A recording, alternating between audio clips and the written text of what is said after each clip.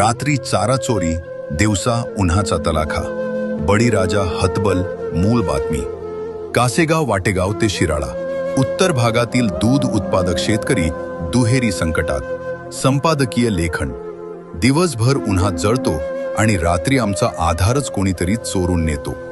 ही केवळ शब्द नाहीत, तर आज कासेगाव वाटेगाव ते शिराळा तालुक्याच्या उत्तर भागातील दूध उत्पादक शेतकऱ्यांच्या वेदना आहेत. कडक उन्हाळ्यामुळे जनावरांचे दुधाचे उत्पादन दिवसेंदिवस घटत आहे. वाढत्या पशुखाद्य दरामुळे आधीच शेतकऱ्यांचे आर्थिक गणित बिघडले आहे.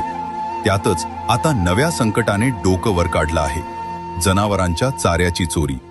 शेतकऱ्यांनी कष्टाने साठवलेला शाळाचा कडबा, बांधाला लावलेलं हत्ती गवत, उसाचा पाला आणि उसात लावलेली मका हे सर्व रात्रीच्या अंधारात चोरट्यांकडून लंपास केलं जात आहे. सकाळी उठल्यावर रिकामं झालेलं शेत पाहून शेतकऱ्यांच्या डोळ्यात पाणी येत आहे. जनावरं हीच आमची संपत्ती, त्यांचं पोट भरलं तरच आमचं घर चालतं, पण आता त्यांनाच काय खाऊ घालायचं, असा हतबल सवाल शेतकरी करत आहेत.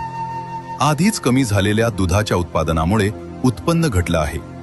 त्यात चाऱ्याची चोरी झाल्यामुळे जनावरांच्या संगोपनावर मोठा परिणाम होत असून अनेक शेतकरी जनावरं विकण्याच्या टोकावर आले आहेत. ही परिस्थिती केवळ आर्थिक नाही, तर मानसिक दृष्टी